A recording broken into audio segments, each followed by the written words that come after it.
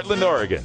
It's time for A Different View, with women's perspectives on the fight to end prohibition again. With Portland Dispensaries examiner and mother of four, Jennifer Alexander, and professional healthcare provider Iva Cunningham from Alternative Medical Choices, Inc. Now, here's A Different View. Welcome to A Different View. We're back. Hi, Iva. Hi, I'm back too. Tonight's show, we got all kinds of good stuff to talk about. We're going to be talking a little bit about prohibitionists. We love to talk about I do like to prohibitionists. stab a stick at them once in a while. And I think you had some topics on the health consequences, social consequences, that kind of thing. Really what it was is it's like I was listening to Sabet.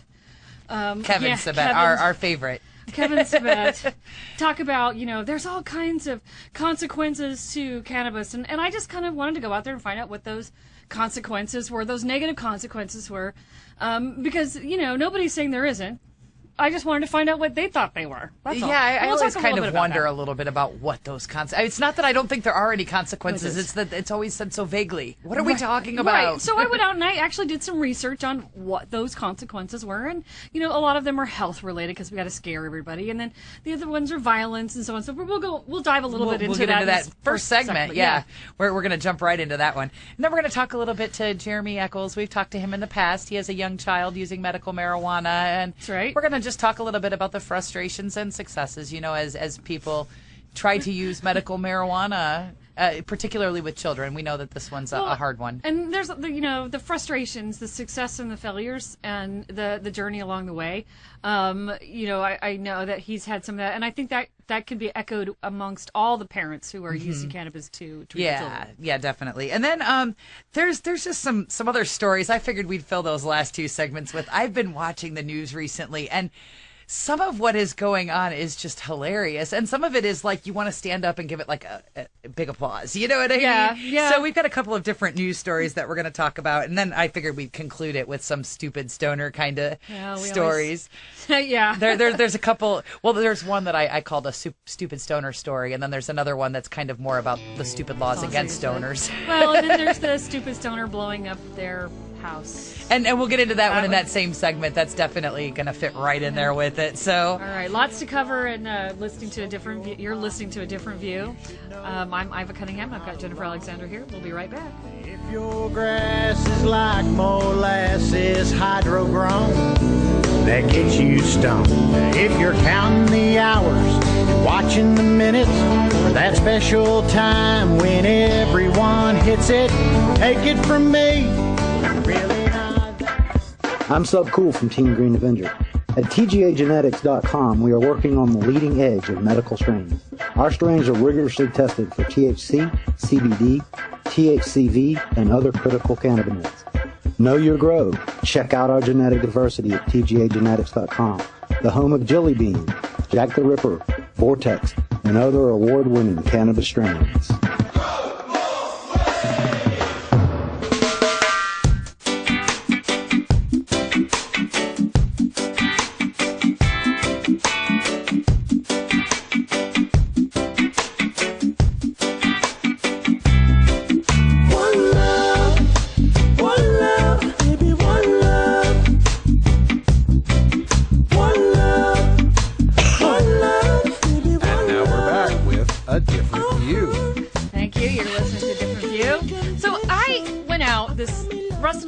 Conversation about, everybody keeps telling me there's these negative consequences if we legalize marijuana. And, some of them are like, oh, the children are smoking. Oh, my God, we don't want the kids. Well, right. Well, currently kids are getting it much easier than they're getting alcohol or tobacco. We all understand that. Most people think the fight is all about the right to smoke. Mm-hmm. But it's not.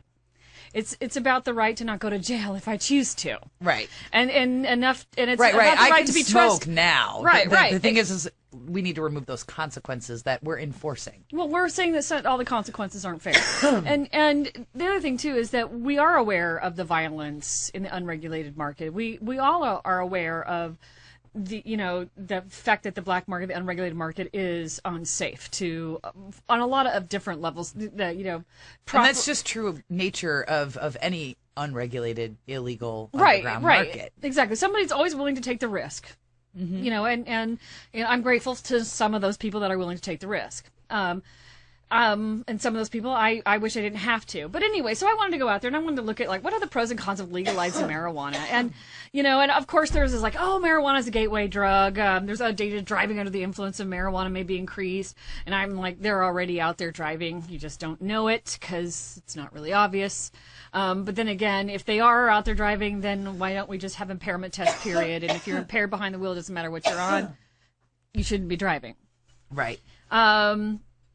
As to some people, the use of marijuana is morally wrong, but then we can counter that with looking at the Bible. There are several quotes that people use in reference to debate that issue or that concern. More criminals will be on the streets.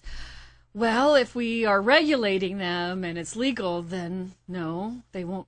They'll still be on the streets. They just won't be criminals. They won't be criminals. They won't be criminals anymore. Then we're just redefining them, though, which is, I think, some of their arguments against it. Right. But the reality is that we have to consider what exactly is the harm from these people. Right. And if the harm is that they're making me happy because they have the pot I want, is that really harmful? Right. Yeah. And then if we're regulating it, we aren't really worried too much about, there's less people going to the guy with the quarter that is not only selling pot, but he also has a gun and he's also selling heroin and crack and meth. We're cleaning up that opportunity, and we're also making it more difficult for children to have access. Right. So right there, the whole thing, more criminals on the street, kind of like. Speaking of, just because this is something that I want to throw in somewhere tonight, and I don't have any place to put it, and that's just so perfect. There was a congressman from Texas that came out against those DEAs that have been calling for the Obama administration to crack down. Yeah, I want to get into that one later. Well, I was going to say just really quick that's exactly what he said. Why are we so focused on marijuana? Right. We're not looking at all of these other drugs. Well, one of the quotes he said, let me see it. It was, let me see if I can find it. But it's. The one that I have here, and it's just a short tidbit, I don't have the full statement, but it says that if the people of Colorado and Washington want to legalize small amounts of marijuana, that is their decision. It's arrogant of these former DEA chiefs to encourage the president to nullify these laws. Mm-hmm. The fact that these former DEA chiefs are so focused on marijuana possession is why we have lost the war on drugs. He's admitting it. We've lost this war. Yeah. And this isn't a pro-drug guy, because the very next sentence is the war should be on heroin, meth, crack, cocaine, and unauthorized use of prescription drugs, not marijuana possession. The ones that are actually creating harm in our society. When you walk up to the most stringent prohibitionists and you ask them what the harms are, they stutter. Right. They have to come up with something. So here's where I went to that. So the next ones were obviously about health, the health risk. Mm-hmm. So I thought, okay, well, I'm not going to stand here and say, inhaling burning carbon into your lungs is not going to create some sort of lung deficit or isn't going to create some sort of harm. That's just common sense, okay? But to what length? To what extent? And they always talk about the carcinogenics and they talk about the association between cannabis and cell change as being constantly when cells are damaged over and over again, they come back sometimes different, sometimes precancerous, sometimes they change. Anyway, so yeah, there may be a little bit of that. And then there's also the mental change. You can't learn anything while you're stoned. Well, while I'm stoned, I plan on not studying. Okay. Oh, see, I'm exactly the opposite. I get stoned. See, I know, and my sister. But that's because I'm distracted by everything else. For me, if I smoke a joint, I can focus on it. For a lot of people, that is absolutely true. That puts them into that. And I just have to throw in there that I was a straight A student on the dean's list the whole time. So anyway, I wanted to go back to the pulmonary function of the effect of cannabis, because most people do smoke cannabis or they vaporize it.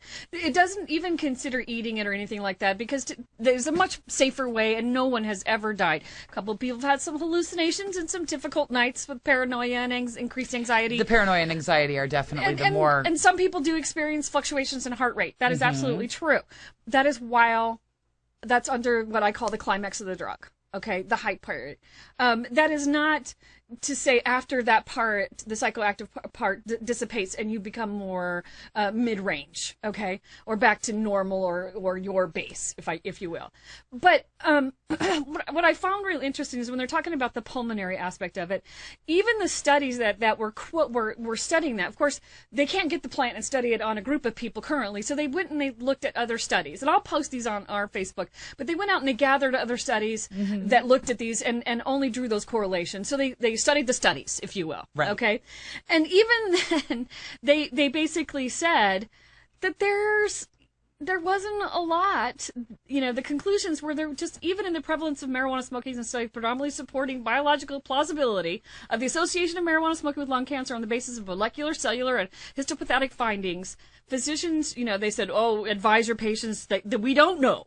That's what they're basically saying. We don't know. There may be some risk. Common sense would tell us there's some risk. That's but they honesty. Don't know. We don't know. Not Right. It's so harmful. Not it's so wonderful. I mean, we don't know. Right. But the reality is that we're not seeing a lot of these, concerning effects. Well, and then another study said no consistent association was found between long-term marijuana smoking and airflow obstruction measures.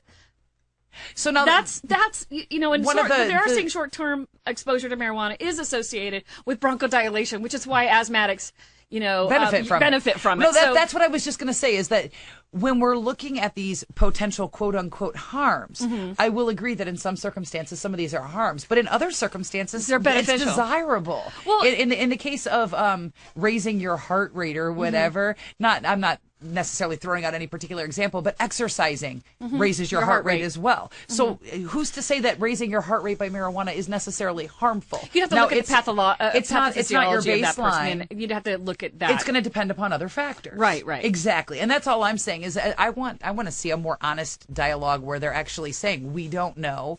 Right. And what you're talking about is the definition concern of we heart have. rate in comparison to that pathology is what you're saying. Is somebody raising their heart rate as opposed to exercising, as opposed to that's different functions, and you're trying to define heart rate. And I understand. No, I understand that. But I just found it really interesting because they're always talking about the carcinogens of cannabis. It's got more than tobacco, and then they talk about ammonia and they talk about all this and stuff. And I'm like, these are some things that are naturally found in a lot of things. On a lot of things. But anyway, so yeah. But we're not smoking like as much. When you smoke a joint, you don't smoke as much as a tobacco smoker would consume. Even a tobacco smoker that considers themselves light or moderate smoker, like the 1 or 2 or 3 a day. We're still not smoking that much, because if I were to smoke, but what if we were? I smoke it what all, if we were? So though? what? No, I'm saying that the result is minimal. I'm saying that we shouldn't discount it by being like, well, we're not using as much, so therefore it's not as harmful. You know what I'm saying? Because that's not true of everybody. My point is just to say that, yes, we all acknowledge that there are some consequences that aren't always positive. However, to what extreme and how negative are they? And are they so negative that we should lock people up? Dennis Rodman, he was on, what's his name? Snuffleupagus. Stephanopoulos is all I could think about. Anyway, I think Are you talking about Snuffleupagus? Yes. But I tried to say his name. I actually do. Stephanopoulos. Anyway. You can't get either one of them right. Either one of them. Anyway, so he was talking to Dennis Rodman about playing in North Korea. And first thing he said was, North Korea has, I don't know how many people in prison. And his response is, well, the United States has 2 million people in prison. Which is 25% of the world's right, prisoners. Exactly. And so it was just an interesting exchange, but that's true. I just thought that was interesting. We're not going to say there are no harms. Right. But when we're talking about the bigger picture and the harms, trying to prohibit it, not regulate it, but prohibit it, is causing more negative consequences to our society, our economy, and our footing in the rest of the world, more than it is to saying to a very small population of the United States that does consume cannabis, and trying to keep them from having it. It just seems like we've always worked at this, prohibition in the wrong way, or from a morality way. And haven't we learned yet? You can't legislate morality. Well, and going back to the examples of the studies and stuff, the harm, one of the interesting things to me, another symptom that could be harmful or beneficial, depending upon how you're looking at it, apoptosis, which means cell death. Ooh, death, bad. That's what there was actually many studies that came out years ago that said that because cannabis caused apoptosis, that's why it was dangerous. What we've learned since then is that it doesn't just cause blanket cell death. It causes cell death to the cells that are harmful. leaving only the beneficial cells behind. That's desirable. So if turns we're on only the signal, it focusing says, on the fact that these cells are dying, we're thinking, oh, this is tragic. It's destroying your brain. It's destroying your body. Lots of it's things this horrible cause thing. apoptosis. Well, Lots and lots of things. Your cells are dying daily. Right, That's a normal exactly. part of the process. And your cells, they intend to keep the healthier cells and shed off. But when things go wrong, like you were talking about different, early cancer cells and things like that, when those cells regenerate, that's how they grow. At a slower rate. You want them to die. Right. You want them to not continue to regenerate. Or metastasize at a slower rate. Yeah. Right. Yeah. Or go through mitosis at a slower rate. So these are the thing for me when I look at all of these studies is I'm amazed that we're not asking the right questions about what we're identifying. Usually there's these benefits that can be recognized real easily. Well, really quick, just about a Yeah, minute go left, ahead. but I wanted to talk about this other article that I found. It's from the Heritage Foundation. And at first, and I was out there genuinely looking for, real stuff to bring to the table to discuss. And then I found, the reefer madness. And it's You can't help but find it. Now, mind you, this article is a few years old. It's in 2010, and it's in reference to California legalizing marijuana. It's written by Charles Coley Stimson, yeah. Anyway, but it's clear if you read the whole thing, he absolutely loathes pot smokers and loathes marijuana, but I have to tell you that some of the stuff was just absolute. I couldn't highlight enough. It was like, oh my God, this guy's crazy. And then I just thought, well, you know what? This is kind of entertaining. It's a good read, but the article is called Legalizing Marijuana, Why Citizens Should Just Say No. It's by Charles Coley Stimson. I always think it's important to read these things because he does cite it. He actually does cite it. And I went to, I clicked on some of the references, and some of those websites are there, and some of them are gone, and a lot of them are from rehabs. Yeah. Isn't it amazing how these think tanks think that rehab centers are like, and it's not even like studies that they've done, it's like their marketing pages. But I have to say this about this article. What I thought was really interesting is that he basically compared marijuana and alcohol, because that seems to be pretty prevalent, and he basically gave us reasons to embrace alcohol.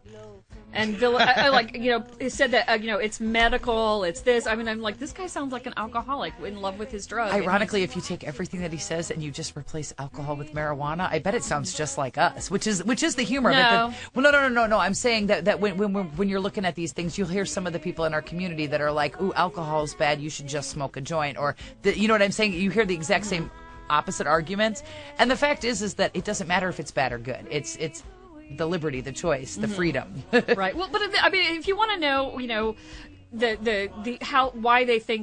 why they're afraid of marijuana, this is a really good, well-written article about what their fear is. And I think you can't address people's concerns and fears unless you know what they are. Right. And this is well laid out. And it gives you lots of links. And I you and I have always done that. If there's an article that that you can read if you want to understand our opponents, discourse with us, here's why, and here's where they get those sites. This is their land of comfort, and if we don't go over there and address it on their terms, because they're not going to come into our camp.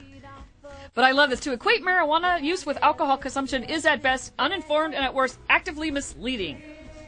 Okay. But I think it's really interesting. This is a good read to have. Oh, because he does say that alcohol is good for where was it? I wish I could find this. Marijuana has toxic properties that result in birth defects, pain, respiratory system damage, brain damage, and stroke. I posted this to our Facebook page so that our viewers can read it in full, and we can kind of cut on some of these and paste them up there later, some of the more interesting ones. We should probably be cutting to a break real quick, so if you wanted I hear the music. I was wondering. Anyway, so you're listening to A Different View. We'll be back in just a moment. We'll have Jeremy Echols with us talking about his child and medical marijuana.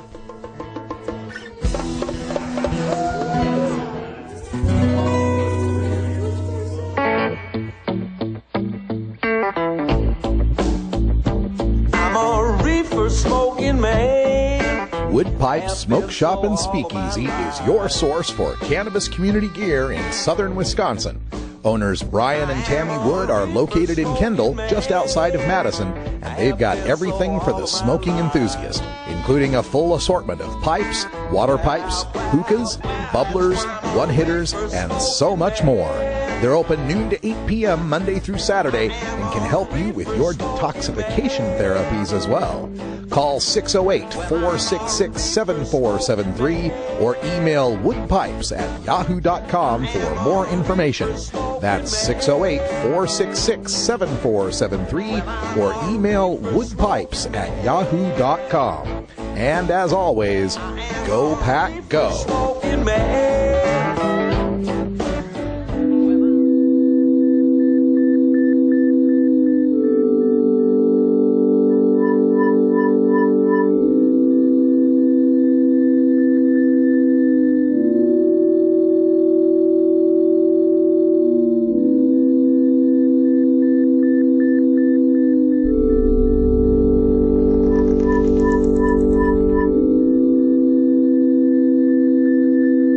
And now we're back with A Different View. Welcome back. You're listening to A Different View. Jennifer here with Iva. Hello. And, one of our common themes on our show is talking to different parents dealing with medical marijuana, whether it be their own use or their child's use of medical marijuana. And we've had Jeremy Echols on the show before. Right. One of our earlier shows, quite a long time ago, almost a year ago. Beginning. Yeah. And we like to touch base with him and kind of find out how things are going, and especially in his world. It's a I challenging think it's good one. to touch in because, we need to hear. I think it's encouraging for some parents out there, and it's also educational for a lot of us who aren't really sure how we feel about it. And Jeremy, we've got you here on the line, right? Yeah, I'm here. Really quick for the listeners who maybe have only recently tuned in, just, in as few sentences as possible, just summarize why you use medical marijuana with Alex. He would beat himself really badly, just covered in blood, and dozens of other medications just didn't do the same job that we were able to get with medical marijuana. Right. And I'm going to That's post the the link up to your story for people who maybe haven't caught up on it. And so we wanted to kind of touch base with you. I know that you guys were having some success with his treatment a short while back. You guys had some surgery done. Tell us a little bit about what you guys were seeing.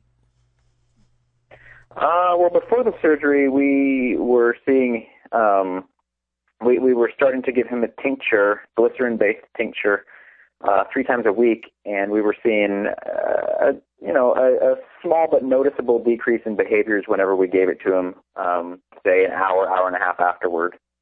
When he had the surgery, we had to stop because they don't allow us to give him the tincture at his home. He resides in a group home due to his behaviors.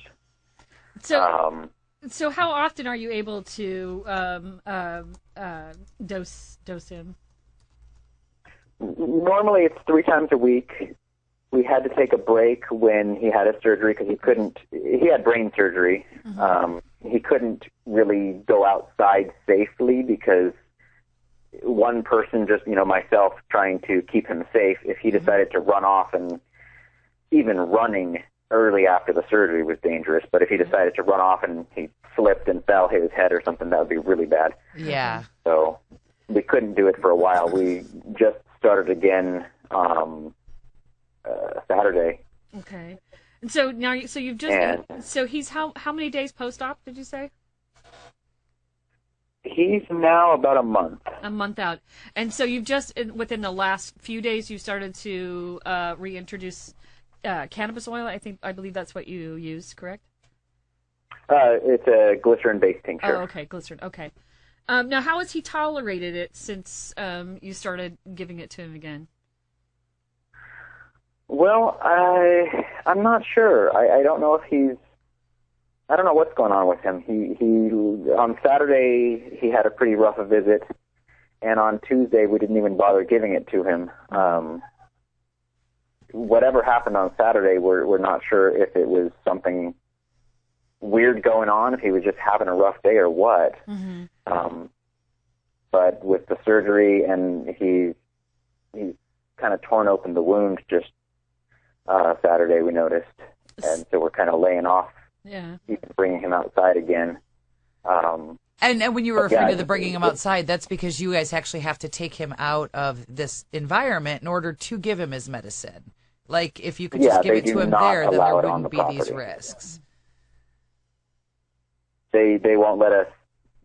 There's a lot of concern from the group home management about us bringing it near their property. And I would guess, I mean, having some experience in different industries, that their concern is their liability. That it can be twisted in a different way to be, you know, children being given narcotic drugs by, they could lose their licensing and stuff just for associating with it, which is a tragic situation to put everybody in.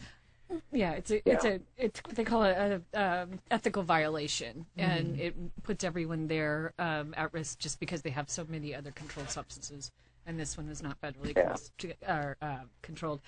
So, so at this point, you know, I had talked to you the other day, and one of the things that you had said was really discouraging was finding consistency and in dosing and knowing what to dose, but also finding the correct strain. Can you talk a little bit about that? Because this is something that I also heard from Cashy Heights parents as well as just a major frustration. Could you share a little bit about what you're going through? Well, with the strains, we didn't even know that they mattered very much until maybe a year ago or so, and we've only just recently found out that we can get a hold of a strain that's supposed to be much better for anxiety and pain and things like that. What strain is that? We've got Harlequin, which I guess is a really big medical strain that people have been using in California. Mm-hmm. And then there's ACDC, which is supposed to be really great for seizure disorders. And is that Harlequin? That's one of those CBD rich, isn't it? Yeah, Harlequin is about a 50-50 mix, THC and CBD, from what I've read anyway. I'm sure it varies. Right. ACDC is really high CBD. It's like a 10-to-1 ratio of CBD to THC. Wow. And, you know, I mean, like, we're learning so much about, like you said, within the last year, you know, this is something that you guys have just been sort of introduced to, and learning that these strains actually make a difference, that it's a different impact on how it affects you, in what ways, which symptoms. You and I had discussed briefly, you know, before you came on the show about the frustrations in trying to find that solution. Like, you see it work and then it doesn't work. And you know, know what worked and what didn't. Like, was it the strain? Was it the dosage? Was it the timing of day that you gave it to? You know what I mean? Like, we need to look at this. Talk a little bit about your frustrations. The first thing we were given to us was donated, and it was the Rick Simpson oil, and it had the most tremendous effect of anything we've had since. That's the stuff that we've got the video on, where Alex goes from just tearing himself apart to just calm, playing, smiling. And since then, we've known that there's something that can help, but we don't know what it is. We don't know what that stuff was. We don't know if it was the fact that it's oil. We don't know if it's the fact that he might have had a different diet back then. Maybe, you know, he's growing differently now. Maybe his brain is different now. Well, and him not being under your care, you know, 7 days a week probably makes that really difficult for you to, you know, to keep track of those other, you know, conditions. Just another that might confounding have factor to throw into the mix. Excuse me. We were dosing him 3 times a week and trying to figure out if it's working, but sometimes it takes 90 minutes for the stuff to take effect. And, you know, we go after I'm done with work, and we can't stay for 90 minutes. Right. You know, so it's really frustrating. So this is something that I know is coming up throughout this legislative session. You already see sort of like hints of it, you know, in the bills that have come out so far. Do you feel like our legislature is totally missing the point when they're trying to put further restrictions on children with cannabis? Do you think they should maybe be throwing these doors open more for research and investigating this with parents like yourself that are willing and desiring to, you know, use this treatment, where we could be studying and answering these questions instead of trying to block it? Oh, for sure. There's no question about it. There's a certain level of reefer madness going on. You can see some of the bills. There's a bill to fully legalize in Oregon, and alongside it there's a bill to restrict growers even further than they already are, so that, you know, some growers would have to say, hey, you know, sorry, I can't grow for you anymore because apparently growing for more than 3 people is somehow dangerous. I don't know. Yeah. It's absurd. Big corn farms are dangerous. You can only grow 3 plants. You never hear something like this. Yeah. Well, kids might wander into those fields and start munching on the leaves. You never know what happens after that. Well, I have a question for you. You had mentioned earlier that you use a tincture now, and that you had used Rick Simpson's oil, or RS oil, or whole plant extract, and you had gotten good results from that. Why use the tincture and not the whole plant extract? The tincture is something we were able to get him to take easily and consistently. Mm-hmm. The Rick Simpson oil is really thick. Well, I don't know for sure that what we had was Rick Simpson oil. It looks like what we've seen videos of, and so I call it that. I could be totally wrong. Black but tar. it was really thick. A full really extract oil. Yeah. Almost solid, and we couldn't get it into anything we could measure effectively. Okay. And even when we did manage to do what we thought was measuring a set dose, you want repeatable results, you want to be able to measure what you've got. Right. We found that it was so thick that Alex could actually just sit there and chew on it, and we would find that he had spit it out into the carpet or his clothing an hour later. Okay, so just being able to dose him, okay, I see. Okay. Yeah. Huh. And I might we're have finding, some suggestions about there that. might be other options of getting that to him, but it's all still so new to us because we've had so little ability to try it. Yeah. Oh, just to throw one more thing out there for you. Have you guys had any experience with juicing? I know that Brave Michaela's family does some of the juicing, and juicing is becoming a more popular idea among a lot of different patients that I've seen. Have you guys tried that, where you juice the raw leaves as opposed to we activating have not. the THC? We only heard about that, I don't know, 6 months ago or something, and we've been using a steady supply of keef that we got from our grower. We need to, obviously ask for the trim as opposed to the keef, and give that a try and see what happens. We're certainly open to anything. We just don't know what we're doing. And I hope at this point, at the end of we this, want to wait until we get the harlequin harvested and try that out. Yeah, right. I was going to say, I hope at the end of this legislative session we have some more willingness or ability to be looking at these issues, because there's so many parents that know that there's some benefit there, but they shouldn't have to use the trial and error. If it's and difficult, I think if it's difficult for mainstream people who've never had any experience with cannabis to even pick up the phone and call my clinic, I can only imagine the stigma attached to a parent who is trying to use it to treat their child's condition. I can only imagine the fear and stigma that would come with that. Jeremy, I'll have to chat with you on Facebook. I do have some suggestions and some other ways of measuring dose, especially when it comes to RSO, and I'm happy to extend that. But, hopefully one of our listeners is aware of that strain and can offer up some donations or can help out, and we'll certainly put the vibe out there for you, and hopefully somebody will step forward and be able to help you, get a consistent supply. And we'll definitely be in touch with you to get some updates in the future. Alex's story is one of those amazing ones, and it's sad to see how difficult the road is in keeping it there. So, thank you so much for coming on the show with us. Thank you. You're welcome.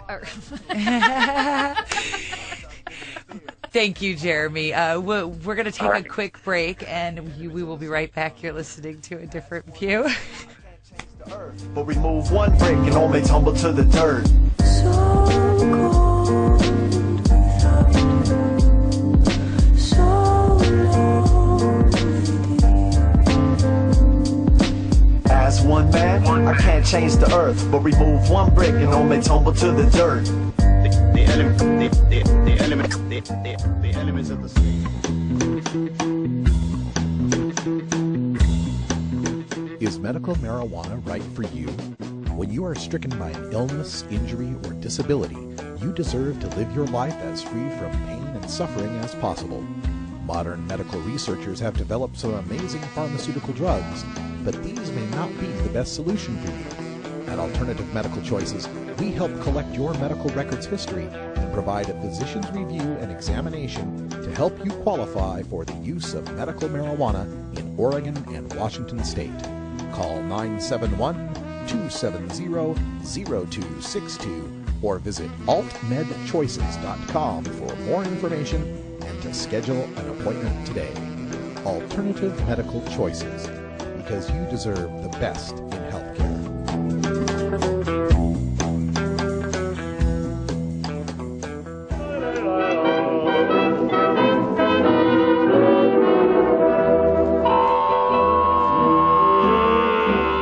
The Russ Belville Show brings you the best in daily toker tunes every weekday. Each day features a different genre, including Roots Monday, Folks, here's a story about Minnie the Moocher, Electric Tuesday, Irie Wednesday, Summer ganja planter, call me the ganja farmer. Groovin' Thursday, Do you wanna get high? and Rockin' Friday. Then on weekends, we mix them all together in our weekend music party.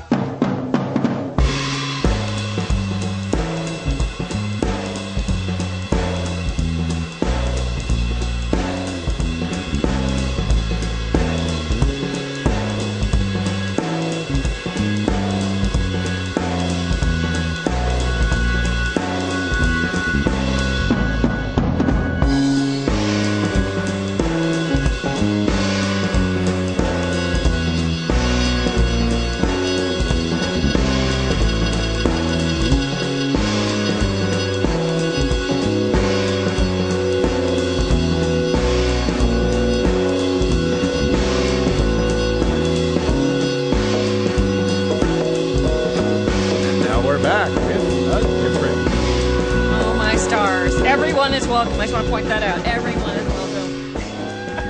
Every show. So you're listening to A Different View. I'm Jennifer here with Iva. So we're going to spend the rest of the show just kind of talking about some random news stories. I mean, they've all got their own little spin on them, so they're kind of not well grouped, but it was a busy day today.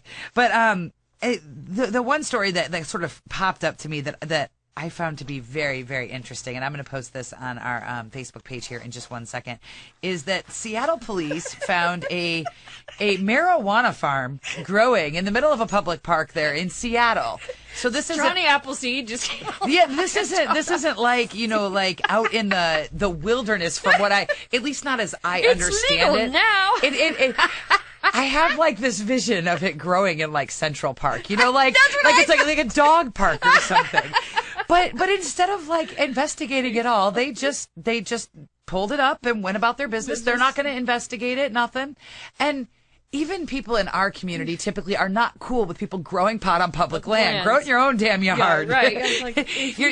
We have forests with trees. We want the trees.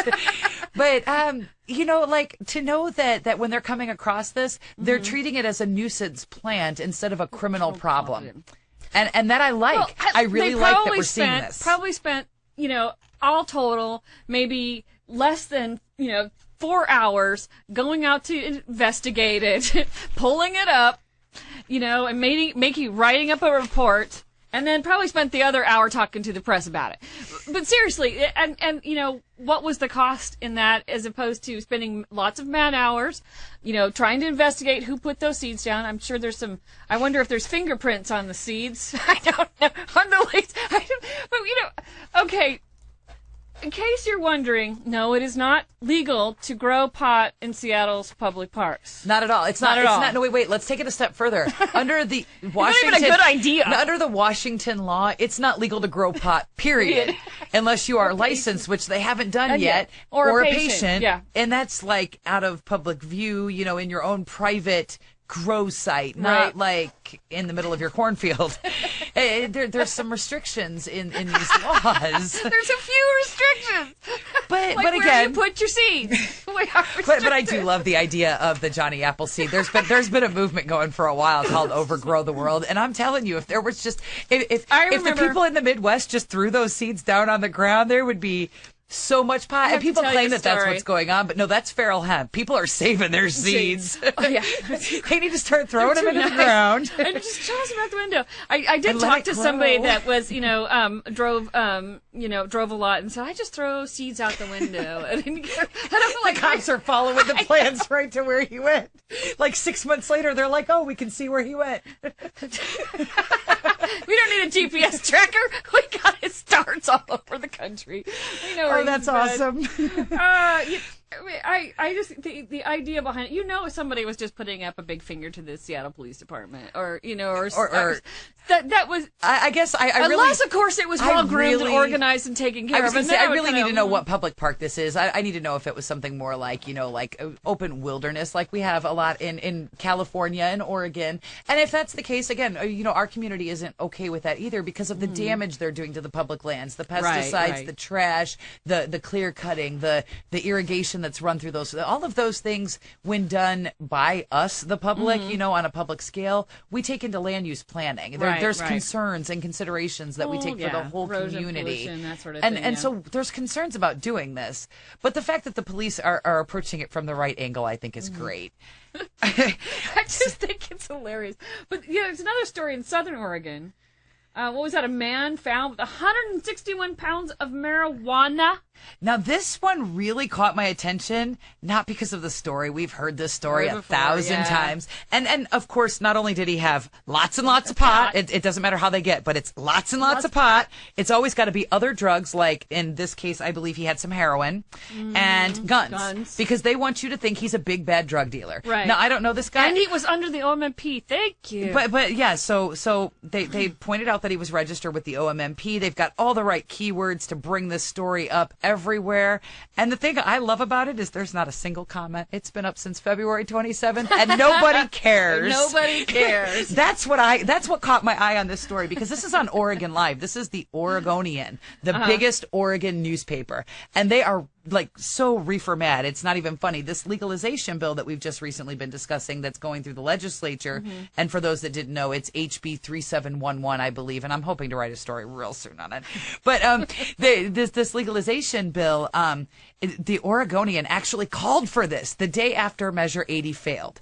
The day after the elections, the Oregonian ran this big editorial saying it failed, but now our legislature needs to, take up this issue before us stoners pass something. That was the tone of it, that you guys need to do this so you can do it right, because if something gets through where we have to then comply with these not well thought out regulations, that were modified for the cannabis using community instead of the public at large, that this will be problematic, that if we pass something through the legislature, that we can do it right the first time. So the legislature, we're not even a month into the legislative session and they've introduced it. The Oregonian hasn't mentioned it. Nope. Not once. Nope. Not once. They haven't done a single article on it. And Johnny Green, I believe, at the Weed blog just did a story on this. And he's damn right. And I've been posting his story everywhere. I even linked it to the Oregonian, and I think all of our listeners should too, because they called for this and they haven't mentioned it. They put these stories like this one up there, 161 pounds, heroin and guns, OMMP. It was probably propped up on all these boxes too. There's these interesting ways that math works with marijuana. One is that they'll count the number of plants and they'll call it a certain number of pounds. Two, they'll weigh the dirt that's still hanging from the root ball that's attached to the branch that's attached to whatever. And there's so much there that's not bud. Three, they'll estimate and they'll take trim and shake and stuff that's not a part of the bud and call. So now 161 pounds, one presumes he was probably pretty far up there anyway, because that's a lot of extra weight to have added on with dirt. But this is what they do. And the whole goal is to make you see this horrible guy that's growing tons of pot and he's got other drugs and guns and he's a bad guy, and they're screaming it at you. Well, speaking, going back to stupid stoners and things that are a little harder to hide, are explosions. And I haven't seen this article, so you're going to have to link this one, because I don't have it. In Forest Grove is a little town out here in Oregon. Some young man I won't mention his name, but he created a small explosion. He damaged the house, powerful enough to knock the thermostat off the wall. I do that when I cook, huh? But anyway. Dinner will be served at the sound of the smoke alarm. That's right. Okay. That's the cowbell. I'm actually a good cook. Anyway, I'm just not a safe cook. A very good cook. But what was sad about the situation is that there was a 10-day-old child in the house, and I believe a 3-year-old that were also in the house. They were both taken to the hospital. They both suffered some injuries, but they were not life-threatening. But again, this is, it's one of those stories, like, I get dabs. I don't have a problem with the oil. I understand all that. But I don't care what it is that you're doing. You have a responsibility to be smart and safe. Well, and I'm not anti-regulation, and some people in our movement are. Some people don't want to see the government hand in it at all. But I'm not anti-regulation necessarily. I'm reasonable regulation. And with alcohol, it is totally legal to brew your own beer, to do your own wines, to do all of these things. When you want to distill hard alcohol, because of the explosion potential, there is a permit. It's like $100 or $150. It's something inexpensive. But I'd be willing to bet that there's some paperwork exchanging hands saying, hey, don't smoke too close to this. You sign this, you know that hey, this is you dangerous. need to have By the this, way, this, read and this. this. Yeah. And it's just that chance for them to tell you, we don't want to explode either.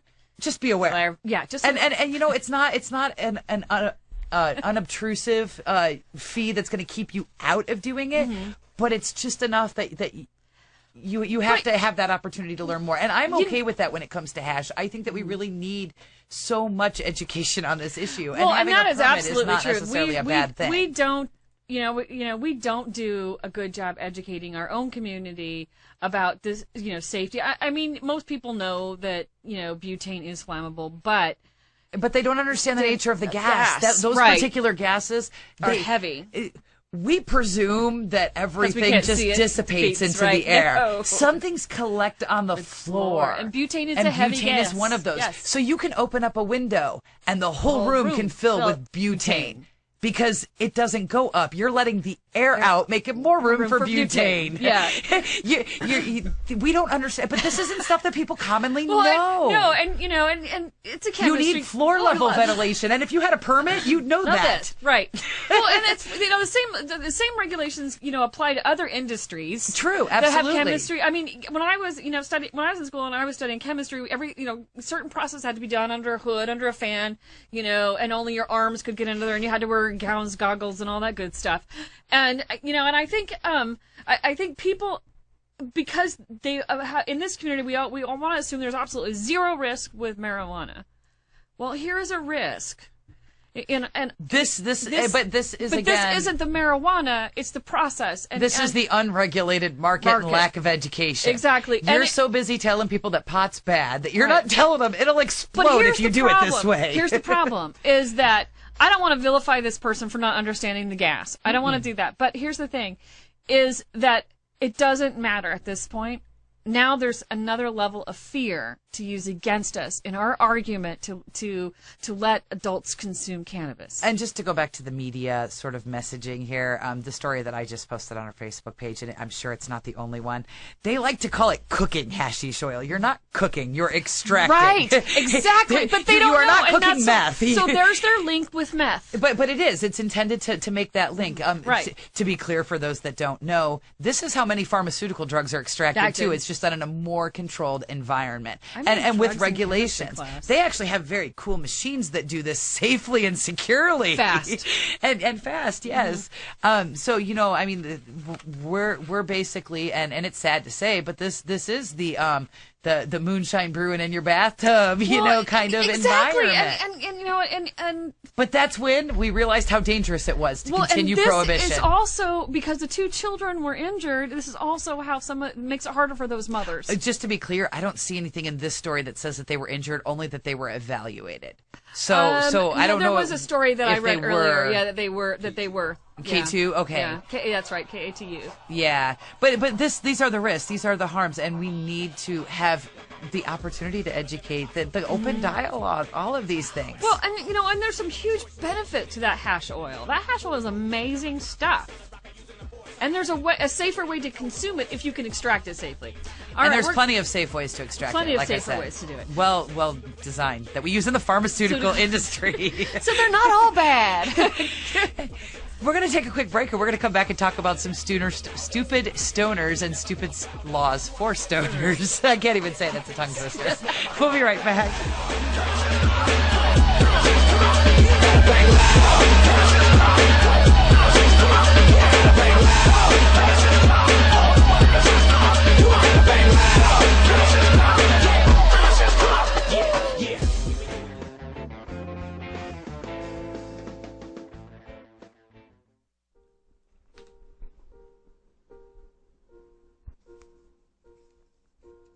Marijuana is harmless.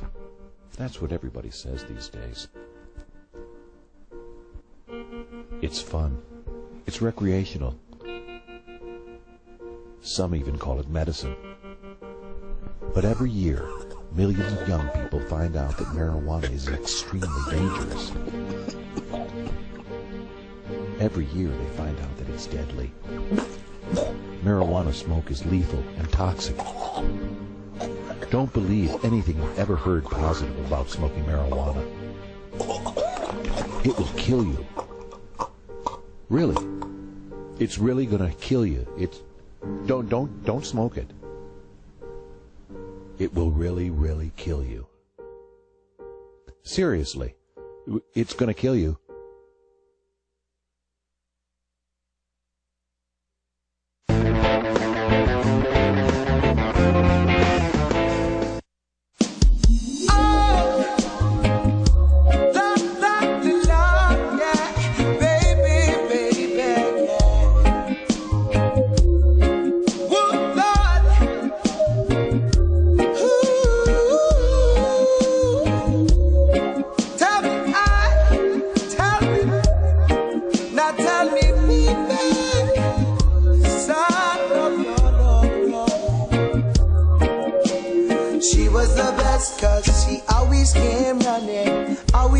Running to me, thinking about how she loved them was love them was loved by me. She was the best cause she always came running to me. Yeah, thinking about how she loved them was love. And now we're back with a different view. Okay, so I've been looking forward to this one, especially after those comments. This story really caught my attention because, you know, it's illegal to use marijuana in most states. What is this? Let me say that again. It's illegal to use, particularly if you're not in a medical marijuana state. I mean, we have a little bit of gray area in these medical marijuana states, but it's still illegal to use marijuana, and even more so, it's illegal to sell marijuana. That's where people really start to get up in arms. So this story caught my attention because it's one of those things where you don't even have to be like, it's stupid. This girl in Malala here in Oregon, she went to buy marijuana from somebody and accidentally called 911 right before the drug deal. No. So the dispatcher not only got to listen to, but got to record. When you call 911, and this is one of those rare instances where they didn't need a search warrant to do it because she called them on a line that we know is recorded. You know, right? So, well, how do you make that? How do you make that mistake? I have no idea. Although, are you so high that when you call, you know, a lot of people butt dial. True. Butt dialing is a serious concern if you're doing illegal activities. Operator, right? No, this was like it was in her pocket or something. She had, I mean, unless damn, it was her butt turned her in. Or it could have been, you know, like I have a key lock on mine and I just turn it off, and I've never had I don't think, hey friends, if I've been butt dialing you, let me know. But I don't think my phone calls, you know. But I get phone calls from people all the time, and I just hear them chatting away, and I'm like, hello. and they can't hear you because they got it in their pocket or whatever. Right. But you can hear, and you when you hang up, you know the phone call's still there. You can't get rid of it. There's just, you know, you got to be paying attention when you've got devices that transmit, say, audio, video. GPS coordinates. GPS coordinates. It's best So if you're that's where making the a story drug gets deal, really leave your interesting, phone. though, is that because she was calling 911, because she was on a cell phone with GPS coordinates, you know, they all have this, and it's vital in our society, or at least we've said that 911 operators be able to locate us by GPS. What if you're that guy that broke down in the mountain pass and you Right. called 911 and then passed out unconscious? They need to know where to find you. So we've made this okay, you know. Yes, we Well, did sign up they for it. used the GPS and found them right around the corner from this. So, like, they were like around the corner from the police station in some little store. So, like, it was like walking distance. It's 1 block. They didn't even cops have their didn't even patrol have to get the cars. car to come. Like, so you're standing next door to the police station and you call them on 911. Like, Okay. 1, don't call 911 when you're making a drug deal. 2, don't make that drug deal next to the police department, because how embarrassing, they just walk out the front door and arrest you. they're like, oh, there they are. Excuse me. Could you come this way? And just to make matters worse, I mean that like as it's being recorded, the police were there and able to confirm with the dispatcher that the conversation that they were hearing is the one that was currently being recorded, and they were like, "Yep, that's them." I mean, it's and guess what? Technology can be a really good thing, but it can be a really bad thing too. I think we really need to make it legal. Don't get me wrong. I'm not saying that these laws are right, but if this is the world that Well, there was a guy who got busted because his son had pictures of his dad's garden and took it to school and was showing it off. Teacher found the picture and was like, "Oh my God!" And then was like, then he, of course, he had some other issues over his limit, blah blah blah. But that's how they found his garden, is because those pictures have a GPS tracker on them. And so we've only got a couple minutes left, and I want to mention this story. And I think that this one, I don't think it was I think it might have been a couple of weeks ago, but it caught my eye, and so I wanted to mention it, because while we were talking about stupid stoners and all, I wanted to talk a little bit about the stupid laws against stoners. And there's many. This particular story That's a was whole a segment. man with repeated DUIs. It sounds like they were all alcohol related, and he drove into a couple that were crossing a crosswalk and severely injured them. They weren't sure that these people were going to make it. Most people that saw the accident happen thought that they were dead. It was such a horrific accident. And according to this, and what brought it into my line of view, I guess, is that he was admitted to downing a couple of Milwaukee Best beers and taking a couple of hits from a marijuana bong. So, of course, he was high. He wasn't drunk, you know. He alcohol and marijuana. Repeat DUIs for alcohol. Admits to drinking a few beers, but it was the pot that did it. But so as I'm reading through this story, though, I see that he's got this ridiculous record. You know, he's been driving drunk this whole time. He seriously injures these people. He is sentenced to 2 years. 2 years. Now, 2 grow years? a single marijuana plant. How many years? 5. 5 years. That is a dumb law. We actually give a shit about our pedestrians getting run over. All of us do. High or not, we don't want pedestrians getting run over. And we have a lot of 2 hit and years run for through. that. That's and this is the one argument that our opponents are starting to get on board with. Mandatory minimums are nonsense. And this is nonsense. well, and I would say, you know, I don't know if he should have more than 2 years. I think that in this kind of a case, you know, there's seriously a need for recovery, and I think this is the kind of story where we should be using our recovery resources, not marijuana possession cases. But Well, I think that that if this is a 2-year sentence, that growing a plant should be less than that. It should be 1 year, 6 months, nothing. Right, You know, right. like when we're thinking about this, does society at large really believe that running two people over is less harmful than growing the plant? Right. Apparently they do. Well, I don't think that they do. I just think that we aren't aware of a lot of these things. We've seen laws change with the crack cocaine and cocaine disparity in sentencing. That's something that's recently, you know, people have finally said, wait, what? Right. No, we don't like drugs at all. It's not that we like this drug and don't Well, like and this I drug. actually heard, you know, this come right from Kevin Sabat's mouth, that mandatory minimums are not necessarily the right way to approach this. And I think, you know, if we're making any change, we at least need to address that. Absolutely. Because the laws, you know, we've said for a long time, they're, you know, they are racially influenced. They are also completely, they don't fit the crime. And again, we can't arrest our way out of this problem. We have too many people in jail now. That's Doesn't a make sense. great place, I think, to wrap up our show because we've only got a couple of seconds left. You're listening to A Different View. We'll be back next Tuesday at 8 p.m. You can check us out on Facebook, Different View 420, our website, adv420.com, and our Twitter, adv420. Thanks for sticking with us and listening to the show. And you're all welcome. You'd like to smoke weed, and you'd like it a lot. Or you'd say, fuck liquor, I'd rather smoke pot. It don't make me hungover or act like an ass. You ought to give up drinking, start smoking grass. You ought to give up drinking, start smoking grass.